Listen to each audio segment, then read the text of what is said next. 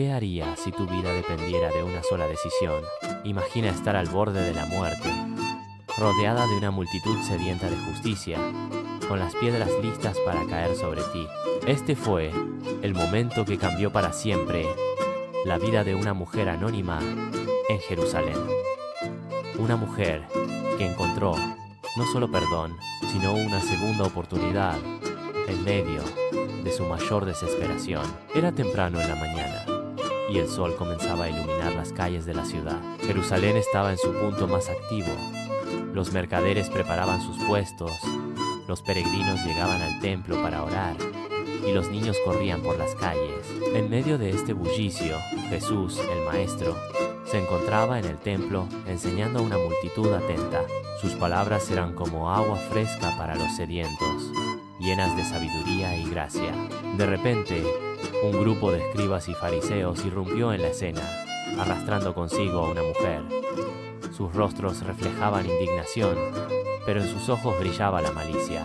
Ella, con la cabeza gacha y el corazón destrozado, sabía que su destino estaba sellado, o al menos eso creía.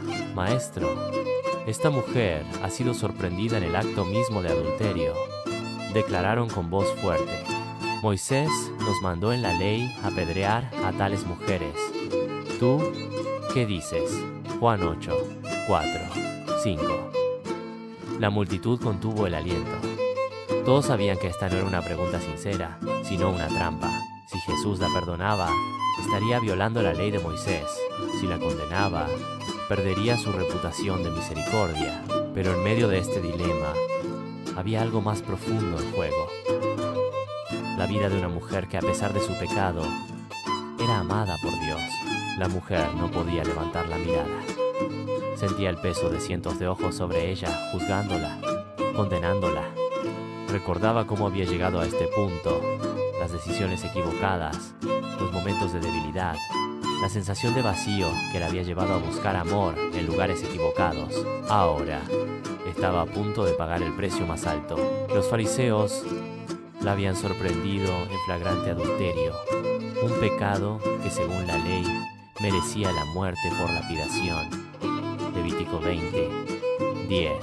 Pero su intención no era hacer justicia, sino usar a esta mujer como un instrumento para probar a Jesús. Querían verlo caer en su propia trampa.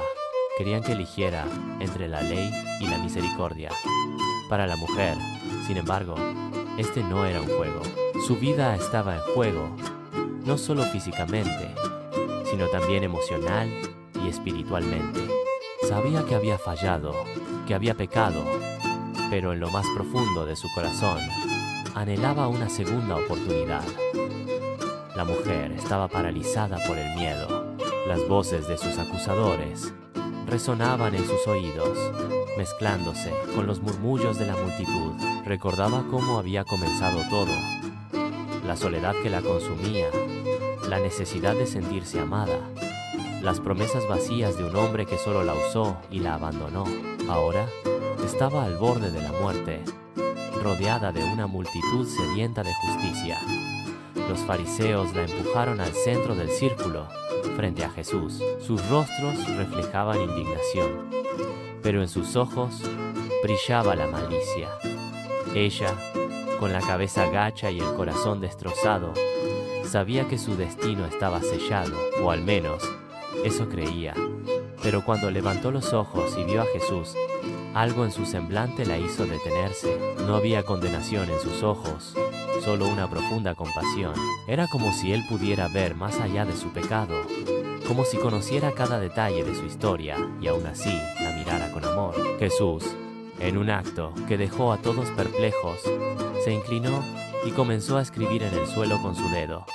La tensión en el aire era palpable. Los acusadores insistían. ¿Qué dices, maestro? ¿Debemos apedrearla? Juan 8, 7. Finalmente, Jesús se enderezó y pronunció las palabras que cambiarían todo. Aquel de ustedes que esté sin pecado, que sea el primero en arrojar la piedra contra ella. Juan 8, 7. Luego se inclinó de nuevo y continuó escribiendo. Uno por uno, los fariseos comenzaron a alejarse, empezando por los más viejos. Las piedras cayeron al suelo y el sonido de sus pasos se desvaneció en el silencio. La mujer se quedó sola con Jesús, su corazón latiendo con fuerza, esperando lo que vendría. Jesús se enderezó y la miró directamente. Mujer, ¿dónde están tus acusadores? ¿Ninguno te ha condenado? Juan 8, 10. Ella respondió con voz temblorosa: Ninguno, Señor. Entonces Jesús pronunció las palabras que le devolvieron la vida. Tampoco yo te condeno. Vete y no peques más. Juan 8, 11. En ese momento, la mujer no solo recibió perdón, sino también una nueva oportunidad. Su encuentro con Jesús no solo la liberó de la condena física, sino también de la carga espiritual que había llevado por tanto tiempo. El momento en que Jesús pronunció esas palabras fue un clímax emocional y espiritual no solo para la mujer, sino para todos los presentes. Aquel que tenía el poder de condenar, eligió perdonar. Aquel que podía juzgar, mostró misericordia. Este acto de gracia fue una revelación divina, un milagro que transformó no solo a la mujer, sino también a quienes presenciaron la escena. Jesús no minimizó su pecado, pero le mostró que su amor era más grande que su error. Este encuentro fue un recordatorio de que, sin importar cuán lejos hayamos caído, siempre hay esperanza en Cristo. Como dice Romanos 8, 1. Por lo tanto, ya no hay ninguna condenación para los que están unidos a Cristo Jesús. La historia de la mujer adúltera no termina con su perdón, sino con una nueva vida. Jesús no solo la liberó de la condena, sino que también le dio una misión. No peques más. Este mandato no era una carga, sino una invitación a vivir en la libertad que solo Él puede dar. Las consecuencias de confiar en Dios y cumplir su voluntad son siempre positivas. La mujer no solo evitó la muerte física, sino que experimentó un renacimiento espiritual. Su historia nos enseña que la gracia de Dios es suficiente para cubrir cualquier pecado y que su misericordia nos da la fuerza para cambiar.